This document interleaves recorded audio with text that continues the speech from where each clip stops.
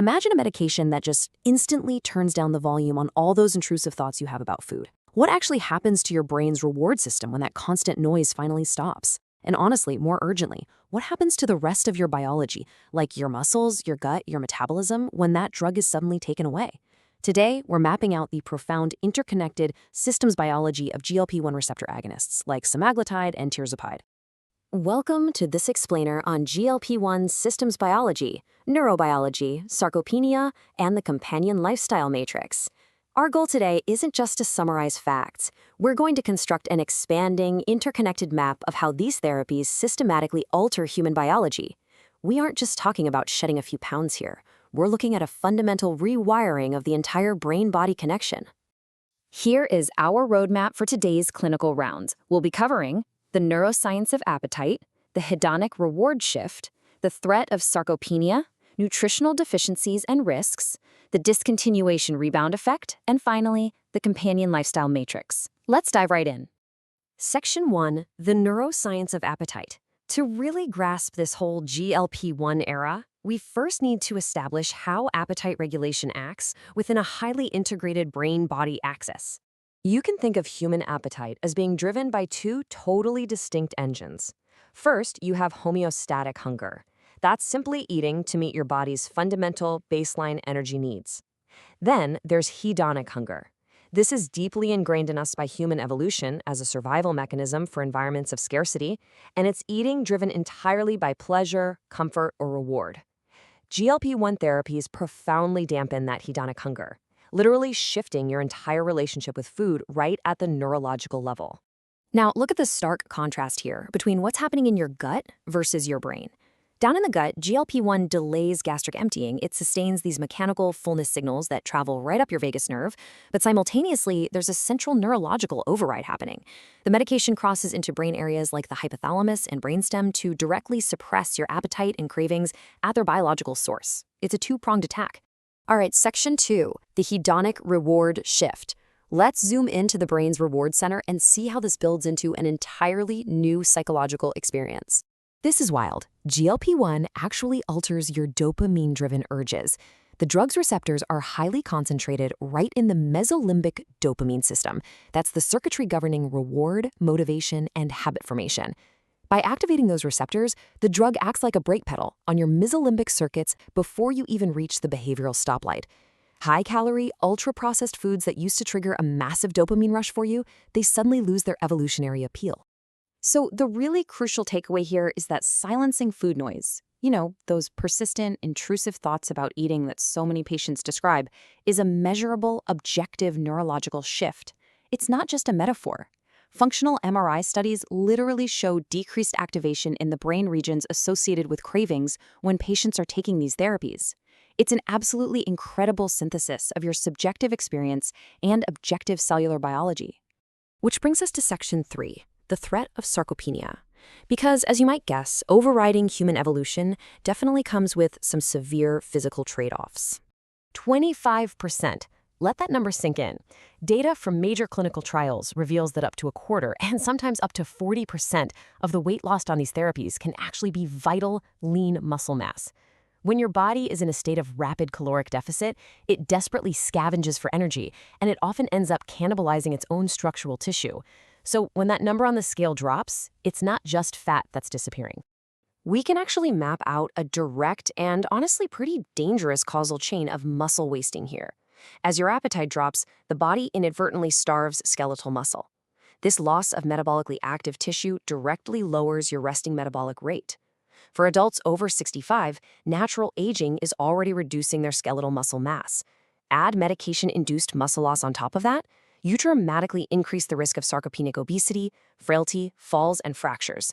A thinner patient is absolutely not automatically a healthier one if they're losing their structural integrity. Section 4, nutritional deficiencies and risks. This rapid drop in the actual volume of food you're eating introduces a massive secondary systemic threat: clinical malnutrition. Think about it. If patients are eating up to 40% less dietary volume, any existing minor subclinical deficiencies in vital micronutrients are going to quickly become severe clinical problems. Vitamin D is the most common deficiency we see, right alongside dangerous drops in B vitamins, iron, and calcium. And here's a huge one. Fiber intake often plummets to barely half of what the body requires. This literally starves your gut microbiome of the fuel it needs to produce short-chain fatty acids, which disrupts the gut immune axis and directly alters your intestinal barrier function. And it's not just about what's happening inside the gut microbiome. Physical gastrointestinal side effects, like nausea and delayed emptying, create a literal physical barrier to eating. It's not just that you don't want to eat, you often physically cannot without feeling discomfort. Plus, GLP-1 therapies often decrease your sensation of thirst. This means you have to proactively hydrate with at least 64 ounces daily. If you wait until you actually feel thirsty on these medications, well, you're probably already dehydrated. Okay, Section 5, the discontinuation rebound effect. We absolutely have to talk about what happens when you remove this pharmacological intervention and take your foot off the brake. 55%. Real-world data reveals that 55% of obese patients regain significant weight within just one single year of stopping semaglutide or tirzepatide. In fact, in clinical extension trials, participants often regained a full 2/3 of the weight they had initially lost. Let's walk through the exact causal feedback loop of this rebound, because it's fascinating. Our bodies aggressively defend our fat stores. When the medication is stopped, your satiety plummets, while hunger hormones like ghrelin spike massively. But remember that lost muscle we talked about earlier? Because of that sarcopenia, your resting metabolic rate is now lower than it was before you even started. So you're left with a raging appetite paired with a slower metabolism. This creates a rapid and disproportionate return of fat mass. Now, this is kind of ironic. The high responders, meaning the patients who do the best on the drug and lose the most weight, actually face the most aggressive metabolic pushback when they stop. Their body is fighting tooth and nail to bridge the massive gap between their new weight and their original biological set point. Because of this, we're looking at step-down pharmacological strategies, like transitioning to older oral anti-obesity medications or investigational therapies like TX100, just to mitigate this fierce biological rebound. Finally, Section 6, the companion lifestyle matrix. Because of everything we just covered, GLP-1s simply cannot be standalone solutions. They require a rigorous, permanent behavioral scaffolding. We really have to treat the body as one massive, interconnected system of metabolism, nutrition, and recovery. Yes, you need structured resistance training, and you need to hit 1.2 to 1.6 grams of protein per kilogram of body weight to combat muscle wasting. But we also have to recognize the profound role of sleep architecture. Deep sleep and circadian alignment are exactly when your body regulates cortisol and repairs the muscular damage we just induced. You literally cannot successfully rewire your metabolism if your nervous system is chronically stressed and under-recovered. Rounding all that out with proactive fluid intake and nutrient-dense diabetic-specific formulas is absolutely crucial. So to preserve your long-term health span, this interdisciplinary approach requires a total mindset shift. We need to start framing exercise as muscle preservation, not just calorie burning. You've got to prioritize high-quality lean proteins at the very start of your meals, right before that early fullness kicks in. And clinically, we need to be implementing baseline and periodic DEXA scans to assess muscle mass. A standard scale in your bathroom simply cannot tell us if you are losing fat or dangerously cannibalizing your own muscle tissue. I want to leave you with this final thought.